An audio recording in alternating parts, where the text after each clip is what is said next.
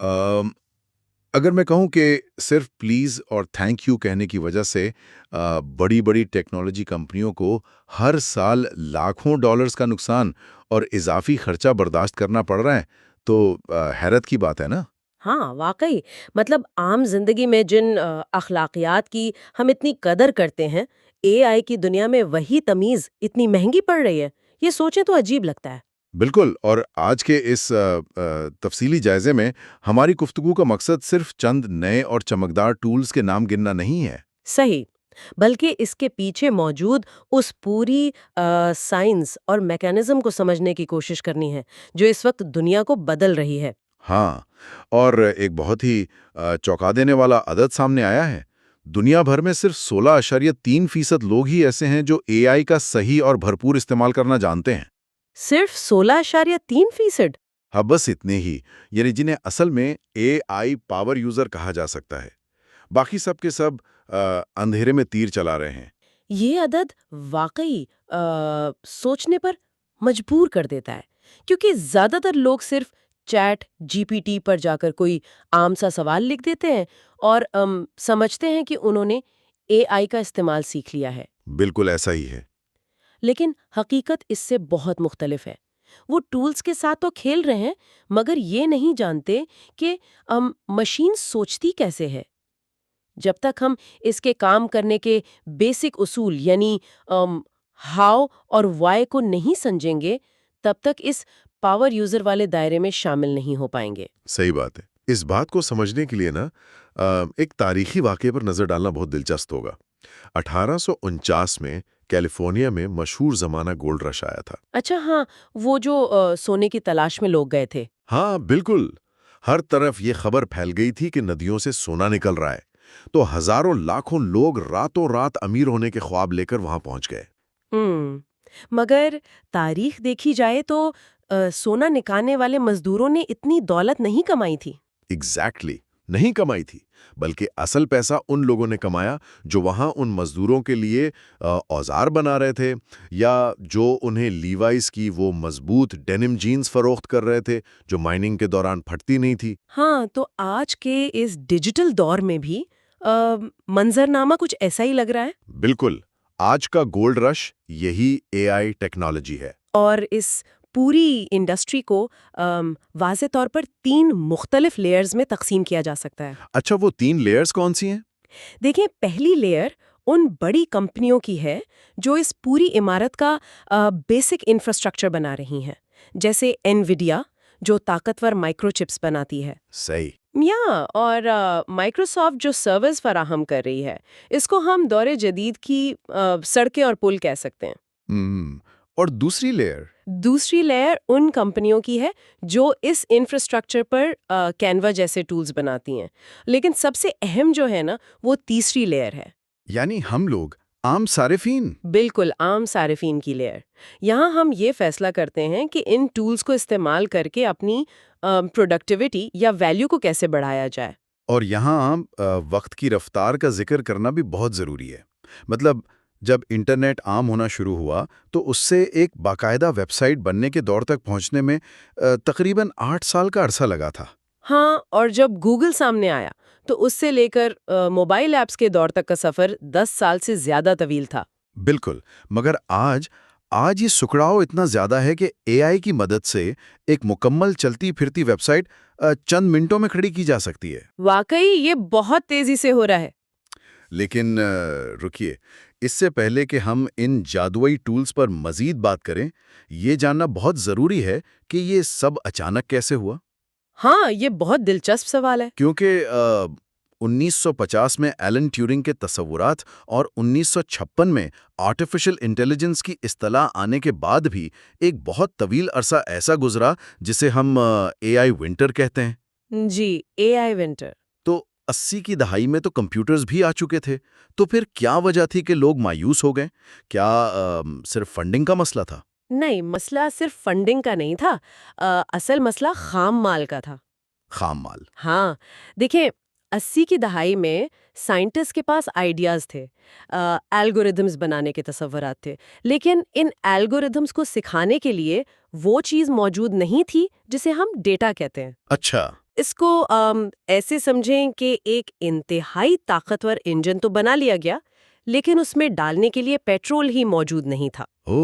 تو ڈیٹا اصل میں وہ پیٹرول ہے؟ بالکل، اور یہاں ڈاکٹر فیفی لی کا کردار تاریخ کا دھارا بدل دینے والا ثابت ہوا۔ اچھا، انہوں نے کیا کیا تھا؟ جب پوری دنیا نئی نئی الگوریدمز بنانے کے پیچھے دیوانی تھی، ڈاکٹر لی نے محسوس کیا کہ مشین کو دنیا سمجھانے کے لیے بے تحاشا مثالوں کی ضرورت ہے۔ صحیح۔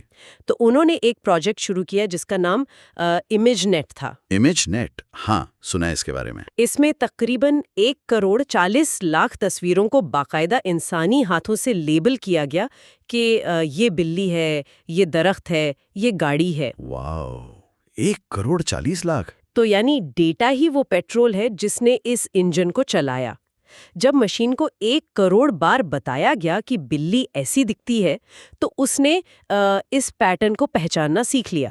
بالکل ایسا ہی ہوا، اور اسی محنت کا نتیجہ تھا کہ 2012 میں ایک ماڈل آیا جس کا نام ایلیکس نیٹ تھا۔ اچھا، ایلیکس نیٹ۔ ہاں، اس نے اسی امیج نیٹ کے ڈیٹا کو استعمال کر کے کمپیوٹر ویژن کے ایک بہت بڑے مقابلے میں وہ تاریخی کامیابی حاصل کی جس نے اصل میں ڈیپ لرننگ کے دروازے کھول دیے۔ زبردست۔ تب دنیا کو سمجھ آ گئی تھی کہ اگر مشین کو بڑے پیمانے پر ڈیٹا دیا جائے اور اس کو پروسیس کرنے کی طاقت ہو تو وہ ناممکن کو ممکن بنا سکتی ہے۔ یعنی آج ہم جو چیٹ جی پی ٹی دیکھ رہے ہیں وہ راتوں رات نہیں بنا، بالکل نہیں، بلکہ وہ انٹرنیٹ پر موجود دہائیوں کی ڈیٹا کا نچوڑ ہے۔ یہ بات ذہن کو بالکل صاف کر دیتی ہے کہ ٹیکنالوجی کے پیچھے کوئی جادو نہیں بلکہ ڈیٹا کی طاقت ہے۔ صحیح کہہ رہے ہیں۔ تو جب یہ ڈیٹا پروسیس ہو جاتا ہے تو مشین کس قسم کے کام کرتی ہیں؟ ہم نے سنا ہے کہ اے آئی ماڈلز کو بنیادی طور پر 3 اقسام میں بانٹا جاتا ہے۔ جی، کام کی نوعیت کے لحاظ سے ان کی 3 بڑی اقسام ہیں۔ پہلی قسم ڈسکریمنیٹیو ماڈلز کہلاتی ہے۔ اچھا، اس کا کیا کام ہوتا ہے؟ ان کا کام ڈیٹا کو دیکھ کر اس کی درجہ بندی کرنا اور پیشن گوئی کرنا ہوتا ہے۔ جیسے ای میل میں آنے والے میسیجز کو پڑھ کر یہ فیصلہ کرنا کہ یہ عام ای میل ہے یا اسپیم ہے۔ اچھا، ہاں یہ تو ہم روز دیکھتے ہیں۔ یا پھر اسمارٹ فون کا وہ فیچر جو چہرے کے خد و خال پہچان کر فون ان لاک کرتا ہے۔ یہاں تک کہ جب اوبر یا کسی رائڈ ایپ پر سفر سے پہلے کرائے کا اندازہ لگایا جاتا ہے نا۔ ہاں، وہ جو پہلے سے فیئر بتا دیتا ہے۔ بالکل، تو یہ ماڈل پرانے ڈیٹا کی بنیاد پر پیشن گوئی کر رہا ہوتا ہے کہ اس وقت ٹریفک کیسا ہوگا اور کرایہ کیا ہونا چاہیے۔ یعنی ڈسکریمنیٹیو ماڈل ایک طرح سے ایک چوکیدار کی طرح ہے جو صرف پہچانتا ہے، فیصلہ کرتا ہے کہ کون سی چیز کیا ہے اور اسے اس کے کھانے میں ڈال دیتا ہے۔ بہت زبردست تشبیہ ہے یہ۔ اور پھر اس کے بعد آتی ہے دوسری قسم جسے ہم جنریٹیو ماڈلز کہتے ہیں۔ یہ وہی ہے نا جس میں چیٹ جی پی ٹی آتا ہے؟ ہاں بالکل، یہ صرف پہچاننے تک محدود نہیں رہتے بلکہ دیے گئے ڈیٹا سے کچھ نیا تخلیق کرتے ہیں۔ چیٹ جی پی ٹی اس کی ایک مثال ہے جو ایک نیا مضمون لکھ کر دے دیتا ہے۔ صحیح۔ یا اگر کسی مشہور شخصیت، جیسے مثال کے طور پر کسی بھی ملک کے وزیر اعظم کی پرانی تقریروں کا ڈیٹا اس ماڈل کو دے دیا جائے تو کیا وہ ان کی آواز نکال لے گا؟ بالکل، وہ ان کی آواز، لہجے اور انداز میں ایک ایسی تقریر تخلیق کر دے گا جو انہوں نے کبھی کی ہی نہیں ہوگی۔ واو! تو اگر پہلی قسم چوکیدار ہے تو یہ جنریٹیو ماڈل ایک فنکار یا آرٹسٹ ہے جو ایک خالی کینوس پر کچھ نیا پینٹ کرتا ہے۔ ایگزیکٹلی، ایسا ہی ہے۔ لیکن جو تیسری قسم آج کل اتنا تہلکہ مچا رہی ہے وہ ان دونوں سے مختلف کیسے ہیں؟ دیکھیں، وہ تیسری قسم ہے ایجنٹک ماڈلز، اور یہ ماڈلز مکمل طور پر آٹونومس یعنی خود مختار ہوتے ہیں۔ خود مختار مطلب اپنا فیصلہ خود کرتے ہیں؟ جی بالکل، یہ صرف معلومات یا مواد نہیں دیتے بلکہ دیے گئے ہدف کو سمجھ کر خود کار طریقے سے اپنا کام انجام دیتے ہیں۔ اس کی کوئی مثال؟ سب سے نمایاں مثال سیلف ڈرائیونگ کارز ہیں جو سینسر سے ملنے والے ڈیٹا کی بنیاد پر خود فیصلہ کرتی ہیں کہ کب بریک لگانی ہے اور کب مڑنا ہے۔ اوہ اچھا۔ ہاں، اور ڈیجیٹل دنیا میں اگر دیکھیں تو جیمینی کا وہ ٹول ایک ایجنٹک ماڈل کی بہترین مثال ہے، جو کسی کے ان باکس میں جا کر سینکڑوں ای میلز کو خود پڑھتا ہے۔ اور خود ہی فلٹر بھی کرتا ہوگا۔ ہاں، نہ صرف مارکیٹنگ کی ای میلز کو چھانٹتا ہے بلکہ انہیں الگ بھی کر دیتا ہے، یعنی انسان کو ایک ایک ای میل کھولنے کی زحمت ہی نہیں کرنی پڑتی۔ رکیے، اگر میں ان تینوں کو جوڑوں تو بات کچھ ایسے بنتی ہے کہ ڈسکریمنیٹو ماڈل ایک چوکیدار ہے جس نے پہچانا، جنریٹو ماڈل وہ فنکار ہے جس نے میرے لیے ایک شاندار پینٹنگ بنائی، اور ایجنٹک ماڈل وہ میرا وہ انٹرن یا اسسٹنٹ ہے جو اس پینٹنگ کو اٹھاتا ہے، خود پوسٹ آفس جاتا ہے، رسید کٹواتا ہے اور جسے بھیجنی ہو پارسل کر کے آ جاتا ہے۔ ہاں بالکل، یہ اس میکانزم کو سمجھنے کا بہترین انداز ہے، لیکن یہاں ایک بہت بڑا چیلنج سامنے آتا ہے۔ وہ کیا؟ اگر ہمارے پاس یہ اتنا طاقتور انٹرن موجود ہے تو ہم اس سے اپنی مرضی کا بالکل درست کام کیسے نکلوائیں؟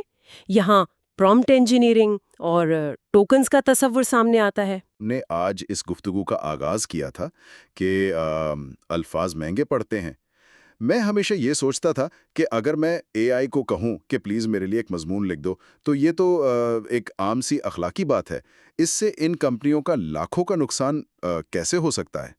دیکھیں، اس کی سائنس کچھ ایسے ہے کہ کمپیوٹر ہماری طرح اردو یا انگریزی نہیں سمجھتا۔ لینگویج میں بہت زیادہ کانٹیکسٹ اور الجھاؤ ہوتا ہے۔ صحیح ہے۔ کمپیوٹر صرف نمبرز اور میتھ کی دو ٹوک زبان سمجھتا ہے۔ جب ہم کوئی لفظ مثلاً پلینگ ٹائپ کرتے ہیں نا، تو مشین اسے چھوٹے حصوں میں توڑتی ہے جنہیں ہم ٹوکنز کہتے ہیں۔ اچھا، تو پلینگ کے کتنے ٹوکنز بنیں گے؟ جیسے پلے ایک ٹوکن بن گیا اور آئی این جی دوسرا ٹوکن، پھر ان ٹوکنز کو نمبرز کی ایک پیچیدہ ایکویشن میں بدلا جاتا ہے۔ اوہ، یعنی ہر حصے کا نمبر ہوتا ہے۔ ہاں، اور ہر ٹوکن کو پروسیس کرنے کے لیے مشین کے اندر اربوں کیلکولیشنز ہوتی ہیں تاکہ وہ اندازہ لگا سکے کہ اس کے بعد کون سا لفظ آنا چاہیے۔ اوہ، اب سمجھ آیا۔ یعنی جب کوئی اپنے سوال میں پلیز یا تھینک یو جیسے غیر ضروری الفاظ لکھتا ہے تو مشین کو ان الفاظ کے بھی ٹوکنز بنانے پڑتے ہیں؟ بالکل، اور ان غیر ضروری ٹوکنز کو پروسیس کرنے کے لیے ان سرورز کو اضافی بجلی اور کمپیوٹنگ پاور استعمال کرنی پڑتی ہے۔ تبھی تو۔ ہاں، ایک اندازے کے مطابق دنیا بھر کے جب کروڑوں صارفین روزانہ یہ ادب والے الفاظ استعمال کرتے ہیں تو یہ کمپنیوں کے ڈیٹا سینٹرز کا لاکھوں ڈالرز کا اضافی خرچہ بن جاتا ہے۔ واو۔ اس کے علاوہ ہر ٹول کی اپنی ایک لمٹ بھی ہوتی ہے، جیسے چیٹ جی پی ٹی کی ٹوکن لمٹ لگ بھگ 2.5 لاکھ کے قریب ہے۔ صحیح۔ اگر ہم غیر ضروری الفاظ میں یہ لمٹ ضائع کر دیں گے تو جو اصل کام ہے اس کے لیے جگہ کم پڑ جائے گی نا۔ سیدھا سا مطلب یہ ہوا کہ مشین سے تمیز سے بات کرنے کے بجائے اسے کسی فوجی کمانڈو کی طرح بالکل واضح اور ٹو دا پوائنٹ ہدایت دینا زیادہ ضروری ہے۔ ہاں بالکل، یہی وجہ ہے کہ ڈائریکٹ پرومپٹنگ کے مقابلے میں اسٹرکچرڈ پرومپٹنگ آج کل اتنی اہمیت اختیار کر گئی ہے۔ ڈائریکٹ پرومپٹنگ تو وہی ہوئی نا کہ بس ایک سادہ سا سوال پوچھا اور جواب مل گیا۔ جی بالکل، وہ بڑا سیدھا سا کام ہے، لیکن جب کام تھوڑا پیچیدہ ہو تو ایک مکمل فارمولا ضروری ہوتا ہے۔ ایک بہترین اسٹرکچرڈ پرومپٹ 5 حصوں پر مبنی ہوتا ہے۔ اچھا، وہ 5 حصے کون کون سے ہیں؟ پہلا ہے رول یعنی کردار، دوسرا ہے کانٹیکسٹ یعنی پس منظر، صحیح۔ تیسرا ٹاسک یعنی جو کام دینا ہے، چوتھا ہے کنسٹرینٹ یعنی پابندی، اور پانچواں ہے فارمیٹ یعنی طریقہ کار۔ چلیں اس فارمولے کو نا ایک عملی مثال پر لاگو کر کے دیکھتے ہیں۔ مثلاً فرض کریں ایک فوڈ ڈیلیوری کمپنی زومیٹو کی 400 صفحات پر مشتمل سالانہ فائنینشیل رپورٹ کسی کے سامنے رکھ دی جائے۔ اچھا۔ اب اگر کوئی عام انسان اسے پڑھنے بیٹھے گا تو اسے تو کئی دن لگ جائیں گے، لیکن اگر وہ انسان ایک اے آئی پاور یوزر ہے تو وہ اس 5 حصوں والے فارمولے کو کیسے استعمال کرے گا؟ دیکھیں، وہ انسان کچھ اس طرح ہدایت دے گا۔ سب سے پہلے رول دے گا کہ تم ایک سینئر فائنینشیل اینالسٹ ہو۔ اچھا، اس سے کیا ہوگا؟ اس رول کو سنتے ہی نا اے آئی ماڈل اپنے اربوں الفاظ میں سے صرف فائنانس کی جو ماہرانہ زبان ہے اسے ایکٹیو کر لے گا۔ اوہ زبردست۔ پھر کانٹیکسٹ آئے گا کہ یہ زومیٹو کی اس سال کی فائنینشیل رپورٹ ہے۔ اس کے بعد تیسرا حصہ یعنی ٹاسک ہوگا کہ مجھے اس میں سے ریونیو اور اخراجات کے بریک ڈاؤن کا تجزیہ چاہیے۔ یہاں تک تو عام لوگ بھی شاید کر ہی لیتے ہیں تھوڑا بہت۔ ہاں، لیکن جو اصل جادو ہے نا وہ اگلے 2 حصوں میں ہے۔ یعنی کنسٹرینٹ اور فارمیٹ۔ درست۔ چوتھا حصہ یعنی پابندی سب سے اہم ہے۔ وہ یوزر کہے گا کہ اس خلاصے میں کوئی بھی غیر ضروری ٹیکنیکل یا لمبا لفظ استعمال نہیں کرنا اور رپورٹ 200 الفاظ سے زیادہ کی نہیں ہونی چاہیے۔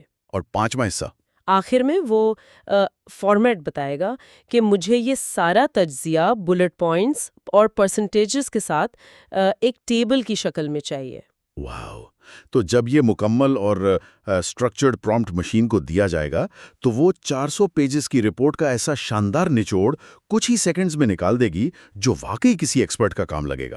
بالکل۔ یہ مثال اس بات کو بالکل واضح کر دیتی ہے کہ صحیح ہدایت کا کیا اثر ہوتا ہے۔ لیکن ایک اور سوال پیدا ہوتا ہے۔ جی پوچھیں۔ ان سب چیزوں کے پیچھے مشین کے اندر دراصل ایسی کون سی سائنس کام کر رہی ہے؟ مطلب ہم نے مشین لرننگ اور ڈیپ لرننگ کے الفاظ تو بہت سنے ہیں، لیکن یہ پریکٹیکلی ہیں کیا اور کام کیسے کرتے ہیں؟ دیکھیں، مشین لرننگ کو نا ہم آسانی سے 3 حصوں میں بانٹ سکتے ہیں۔ پہلی ہے سپروائز لرننگ، جس کا ذکر ہم نے امیجنیٹ کی مثال میں کیا تھا۔ اچھا، یعنی وہ جہاں ہم لیبل کرتے ہیں ڈیٹا کو؟ جی بالکل۔ اس میں مشین کو نہ ایک استاد کی طرح ہاتھ پکڑ کے سکھایا جاتا ہے کہ یہ ٹماٹر ہے اور یہ گاجر ہے۔ ڈیٹا پر باقاعدہ لیبلز لگے ہوتے ہیں۔ اور دوسری قسم کون سی ہے؟ دوسری قسم ہے انسپروائزڈ لرننگ۔ اس میں مشین کو کوئی لیبل نہیں دیا جاتا۔ ویٹ، تو اگر استاد یہ نہیں بتائے گا کہ کیا چیز کیسی دکھتی ہے تو مشین خود سے کیسے سیکھے گی؟ یہ واقعی ایک بڑا دلچسپ عمل ہے۔ فرض کریں کسی ای کامرس اسٹور کے پاس ہزاروں گاہکوں کی خریداری کا را ڈیٹا موجود ہے۔ اب کسی کو نہیں معلوم کہ اس میں کیا راز چھپے ہیں۔ صحیح۔ تو انسپروائزڈ لرننگ کا ماڈل اس ڈیٹا کا تجزیہ کر کے خود بخود پوشیدہ پیٹرنز ڈھونڈ لیتا ہے۔ وہ یہ بتا سکتا ہے کہ فلاں گروپ کے لوگ جو زیادہ کماتے ہیں وہ کس دن زیادہ خریداری کرتے ہیں۔ اچھا۔ اور جو لوگ کم کماتے ہیں لیکن زیادہ خرچ کرتے ہیں ان کا رجحان کیا ہے۔ یعنی یہ ڈیٹا کو مختلف گروپس میں بانٹ دیتا ہے، جسے ہم کلسٹرنگ کہتے ہیں۔ زبردست۔ اور تیسری قسم؟ تیسری قسم ہے ری انفورسمنٹ لرننگ۔ یہ شاید وہی طریقہ ہے نا جو بچوں کی نفسیات سے ملتا جلتا ہے، یعنی انعام اور سزا والا طریقہ کار۔ بالکل صحیح پکڑا آپ نے۔ سیلف ڈرائیونگ کارز اسی اصول پر کام کرتی ہیں۔ انہیں پہلے سڑک کے رولز فیڈ کر دیے جاتے ہیں اور پھر ایک ورچوئل انوائرمنٹ میں چلنے کے لیے چھوڑ دیا جاتا ہے۔ اچھا۔ جب ماڈل گاڑی کو صحیح سمت میں مارتا ہے تو سسٹم اسے ریوارڈ یعنی پوائنٹس دیتا ہے، اور جب وہ غلطی کرتا ہے تو پوائنٹس کاٹ لیے جاتے ہیں یعنی سزا ملتی ہے۔ اوہ، تو یعنی لاکھوں کروڑوں بار یہ عمل دہرانے سے مشین وہ سیکھ جاتی ہے اور ایک کامل ڈرائیور بن جاتی ہے۔ ایگزیکٹلی ایسا ہی ہوتا ہے۔ اور پھر ان سب کے اوپر ایک اور تصور آتا ہے جسے ہم ڈیپ لرننگ کہتے ہیں۔ جی، ڈیپ لرننگ۔ یہ حصہ نا میرے لیے سب سے زیادہ حیران کن تھا، کیونکہ اس کا تعلق براہ راست انسان کے دماغ کی ساخت سے جوڑا جاتا ہے۔ ماہرین بتاتے ہیں کہ ڈیپ لرننگ دراصل انسانی نیورونز کی ہی نقل ہے۔ ہاں، یہ ٹیکنالوجی کی ایک بہت بڑی کامیابی ہے۔ انسانی دماغ میں جو خلیے ہوتے ہیں انہیں ہم نیورونز کہتے ہیں۔ اس کا ایک حصہ ڈینڈرائٹ کہلاتا ہے جو باہر سے معلومات وصول کرتا ہے۔ صحیح۔ پھر دماغ کا درمیانی حصہ اس پر سوچ بچار یا پروسیسنگ کرتا ہے، اور تیسرا حصہ جسے ایکسون کہتے ہیں وہ اس کا رد عمل ظاہر کرتا ہے۔ جیسے اگر ہم کسی گرم چیز کو چھوئیں تو ہاتھ کا فوراً پیچھے ہٹ جانا۔ بالکل ویسی ہی پروسیسنگ۔ تو ڈیپ لرننگ کے نیٹ ورکس نا بالکل اسی طرز پر بنائے گئے ہیں۔ اس میں ڈیٹا اندر داخل کرنے کے لیے ایک ان پٹ لیئر ہوتی ہے۔ اچھا، ڈینڈرائٹ کی طرح؟ ہاں، اور اس کے درمیان میں کئی ہڈن لیئرز ہوتی ہیں جو اس ڈیٹا پر پیچیدہ میتھ کی کیلکولیشنز لگاتی ہیں اور پیٹرن تلاش کرتی ہیں، اور آخر میں آؤٹ پٹ لیئر سے وہ جواب یا نتیجہ ملتا ہے جو ہمیں اسکرین پر نظر آتا ہے۔ یہ تو واقعی ہوش اڑا دینے والی بات ہے، یعنی اربوں خربوں کیلکولیشنز ایک سیکنڈ سے بھی کم وقت میں ہو رہی ہیں۔ جی ہاں۔ اور اس کی طاقت کا اندازہ نا ان عملی مثالوں سے ہوتا ہے جو اب ہماری عام زندگی کا حصہ بنتی جا رہی ہیں۔ مثلا گوگل اے آئی اسٹوڈیو کا وہ استعمال، جہاں کسی نے اپنے فریج کا دروازہ کھولا اور اندر رکھی سبزیوں کی تصویر نکال کر مشین کو بھیج دی۔ ہاں، یہ مثال بہت وائرل ہوئی تھی۔ بالکل، کمپیوٹر ویژن نے فوراً پہچان لیا کہ تصویر میں ٹماٹر اور پالک موجود ہیں، اور پھر اس نے ان اجزاء کو استعمال کر کے ایک بہترین ریسیپی بنا کر دے دی۔ یعنی ٹیکنالوجی نے انسانی نیورون سے لے کر باورچی خانے تک کا فاصلہ طے کر لیا ہے۔ اور دیکھیں، یہ فاصلہ نا روز بروز مزید کم ہو رہا ہے۔ آپ ویب سائٹس بنانے کے عمل پر ہی غور کر لیں۔ ایک ٹول ہے جس کا نام لویبل ہے۔ لویبل، اچھا۔ کچھ عرصہ پہلے تک اگر کسی کو مثال کے طور پر آیورویدک کاسمیٹکس بیچنے کے لیے ایک ماڈرن اور خوبصورت ای کامرس ویب سائٹ بنانی ہوتی تو کیا ہوتا؟ اسے ڈیولپرز کی ایک پوری ٹیم چاہیے ہوتی، اور مہینوں نہیں تو کئی ہفتے تو ضرور لگتے ہیں۔ بالکل، لیکن آج اگر کوئی شخص ایک تفصیلی اسٹرکچرڈ پرومپٹ لکھنا جانتا ہے تو وہ لویبل کو کمانڈ دے کر چند ہی سیکنڈز میں ایک چلتی پھرتی ویب سائٹ تیار کروا سکتا ہے۔ واو، یہ تو ویژول ڈومین کی بات ہو گئی، لیکن آڈیو کی دنیا میں تو اس سے بھی بڑا انقلاب آ چکا ہے۔ ایک ٹول ہے نوٹ بک ایل ایم۔ ہاں، نوٹ بک ایل ایم بہت زبردست ٹول ہے۔ بالکل۔ اب فرض کریں کہ کسی طالب علم نے ماحولیاتی تبدیلی یعنی کلائمیٹ چینج جیسے خشک اور پیچیدہ موضوع پر انٹرنیٹ سے الگ الگ ریسرچ پیپرز اور لنکس جمع کیے۔ اس نے وہ تمام لنکس اس ٹول میں ڈال دیے۔ صحیح۔ تو اس ٹول نے NLP یعنی نیچرل لینگویج پروسیسنگ کا استعمال کرتے ہوئے نہ صرف ان تمام ویب سائٹس کو پڑھا، بلکہ صرف چند منٹوں میں ایک 21 منٹ طویل دو لوگوں کے درمیان ہونے والی ایک نیچرل سی آڈیو ڈیبیٹ یا پوڈ کاسٹ تیار کر کے دے دی۔ ہاں، یہ بالکل جادو جیسا لگتا ہے۔ سوچیں، صرف لنکس دیے اور مشین نے خود ان میں سے اہم نکات نکال کر انسانوں جیسی گفتگو تخلیق کر دی۔